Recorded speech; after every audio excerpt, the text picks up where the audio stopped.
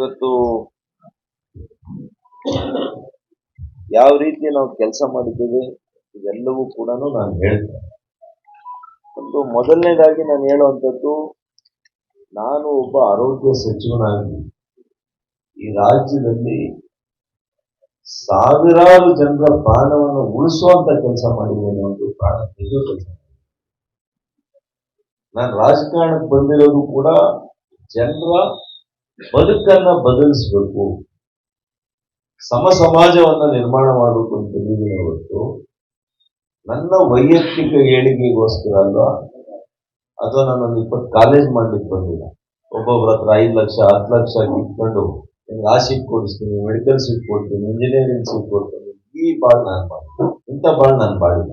ಇವತ್ತು ಇವ್ರಿಗೇನಾಗಿದೆ, ಡಿಸ್ಟ್ರಿಕ್ಟ್ ಮಿನಿಸ್ಟ್ರಿಗೆ ಈ ಸ್ಥಳೀಯ ಶಾಸಕರು ನನ್ನನ್ನು ಒಬ್ಬನ್ನ ಏನಾದ್ರೂ ಮಾಡಿದ್ರೆ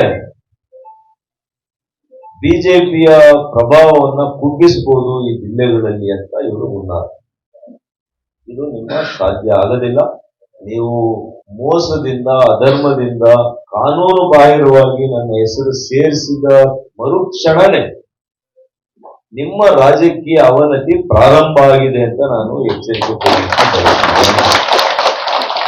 ಅಷ್ಟು ಸುಲಭ ಇಲ್ಲ. ಜನ ಎಲ್ಲವನ್ನೂ ಕೂಡ ಗಮನಿಸ್ತಾರೆ.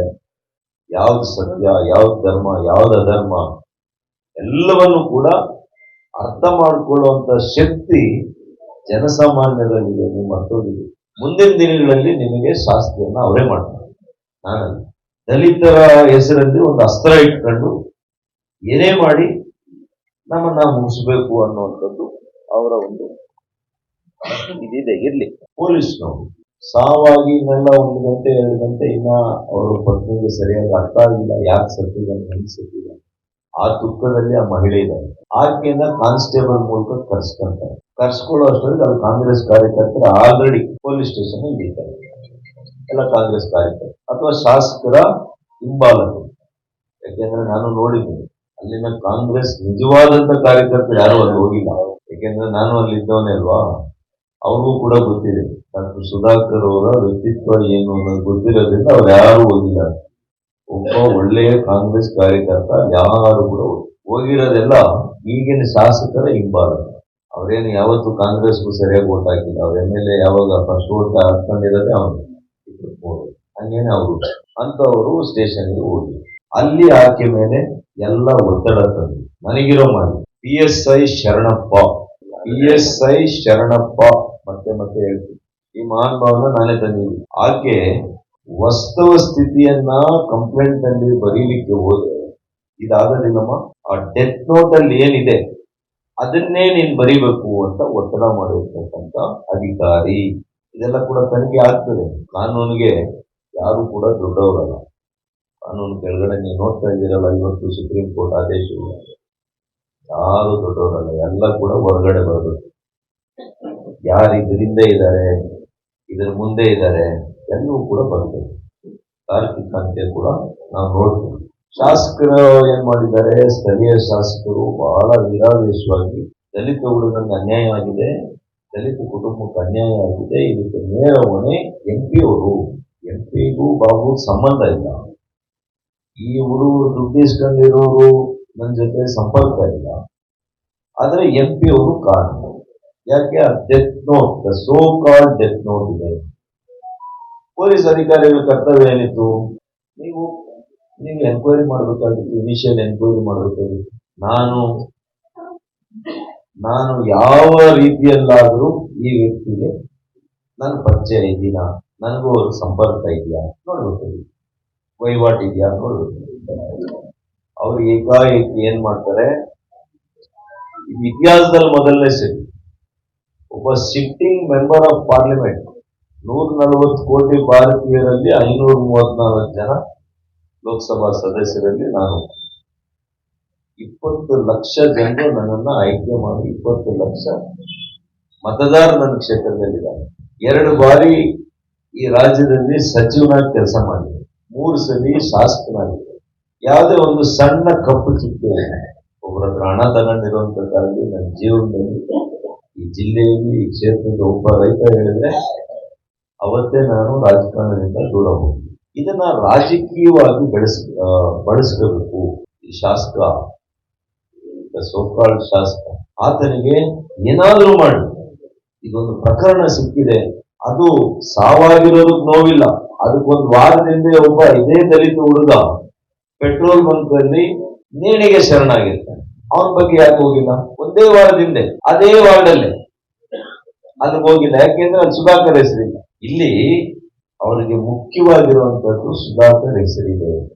ಏನಾದ್ರೂ ಮಾಡಿ ರಾಜಕೀಯವಾಗಿ ಅವ್ರನ್ನ ಮುಗಿಸ್ಬಿಡ್ಬೋದು. ದಲಿತರ ಹೆಸರನ್ನ ಇಟ್ಕೊಂಡು ಅವ್ರಿಗೆ ಏನಾದ್ರೂ ಒಂದು ಪ್ರಚೋದನೆ ಮಾಡಿ ಇವ್ರನ್ನ ಅವ್ರ ವಿರುದ್ಧ ಮಾಡಬೇಕು ಅನ್ನುವಂತ ಹುನ್ನಾರ. ಇವರಿಬ್ರು ಕೂಡ ಎಷ್ಟೋ ಅಡ್ವಾನ್ಸ್ ತಗೊಳ್ತಾರೆ, 25 ಲಕ್ಷನೋ ಎಷ್ಟೋ ತಗೊಂಡಿದ್ದಾರೆ ಅಂತ ಹೇಳ್ತಾರೆ. ಮತ್ತೆ ಮುಂದೆ ಬರೀತಾರೆ, ನಾನು ಬಹಳ ಸಾಲಗಳಿಗೆ ಸಿಕ್ಕಾಕೊಂಡಿದ್ದೀನಿ, ನಾನು ಸಿಂಗಲ್ ಲಾಟ್ರಿ ಏನಪ್ಪದು ಆನ್ಲೈನ್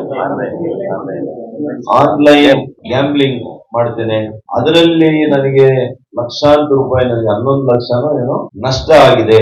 11 ಲಕ್ಷ ಒಬ್ಬ ಏನು ಟೆಂಪರರಿ ಟ್ಯಾಕ್ಸಿ ಡ್ರೈವರ್ 11 ಲಕ್ಷ ರೂಪಾಯಿ ಆನ್ಲೈನ್ ಗೇಮ್ ಅಲ್ಲಿ ಕಳೆದಿದ್ದೀನಿ ಅಂತ ಹೇಳಿದ್ದಾರೆ. ಇನ್ನೊಂದ್ ಕಡೆ ಏನ್ ಹೇಳಿದ್ದಾರೆ, 25 ಲಕ್ಷ ಈ ಬಾಬು ಕೊಟ್ಟವರು, ನಾಗೇಂದ್ರ ಕೊಟ್ಟವರು, ನಾಗೇಶ್ ಕೊಟ್ಟಿದ್ದಾರೋ ಮಂಜುನಾಥ್ ಕೊಟ್ಟಿದ್ದಾರೋ ಅದು ಗೊತ್ತಿಲ್ಲ.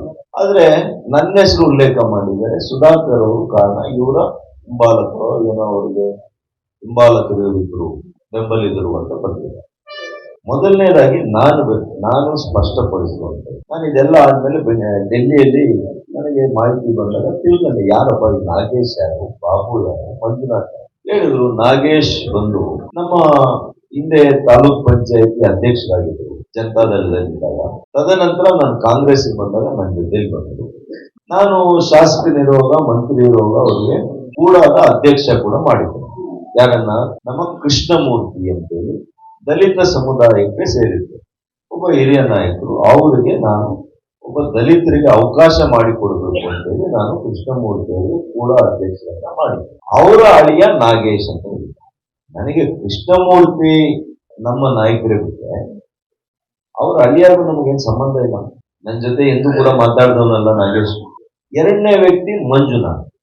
ಅವ್ರದ್ದೇನು ಕೆಲಸ? ಜಿಲ್ಲಾ ಪಂಚಾಯತಿಯಲ್ಲಿ ಏನೋ ಉದ್ಯೋಗದಲ್ಲಿದ್ದಾರೆ. ಅವ್ರಿಗೆ ನಮ್ಗೇನ್ ಸಂಬಂಧ?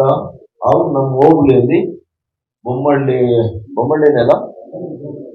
ಬೊಮ್ಮಳ್ಳಿ ನಿವಾಸ್, ಅವ್ರ ತಮ್ಮ ನಮ್ಮ ಕಾರ್ಯಕರ್ತ. ಅವರಲ್ಲ, ಮಂಜುನಾಥ್ ತಮ್ಮ ನಮ್ಮ ಪಕ್ಷದ ಕಾರ್ಯಕರ್ತ. ಅವ್ರ ಮದುವೆಗೆ ಕರಿಯೋಲೆಗೆ ಕೊಟ್ಟಿದ್ದಾಗ, ಅವ್ರು ಕರಿಯೋಲೆ ಕೊಟ್ಟಿದ್ದಾಗ ಕೂಡ ನಾನು ಹೋಗಿರೋದಿಲ್ಲ. ಅವ್ರ ತಮ್ಮ ನನ್ನನ್ನ ಪೀಡಿಸ್ತಾನೆ. ನಮ್ಮ ಅಣ್ಣನ ಮದುವೆಗೆ ಬರ್ಲಿಲ್ಲ ಸರ್, ಅವ್ರ ಮನೆಗೆ ಬರಬೇಕು ಅಂತಂದಾಗ ಅವ್ರ ಮನೆಗೆ ಹೋಗಿ, ಇದೆಲ್ಲ 3-4 ವರ್ಷ ಹೋಗಿ ಅವ್ರಿಗೆ ಮದುವೆ ಬರಕ್ಕಾಗ್ಲಿಲ್ಲಪ್ಪ, ನಾನು ಬ್ಯುಸಿ ಆಗಿದ್ದೆ ಅಂತ ಹೇಳಿದ್ರು. ಬರ್ತೀನಿ, ಇಷ್ಟೇ ನನ್ನ ಕನೆಕ್ಷನ್. ಈ ಕಡೆ ನಾಗೇಶ್ ಗೊತ್ತಿಲ್ಲ, ಮಂಜುನಾಥ್ ಇವರಿಬ್ಬರ ನೇರ ಸಂಪರ್ಕ ಆಗಲಿ ವಹಿವಾಟಾಗಲಿ ಯಾವುದೂ ಇಲ್ಲ.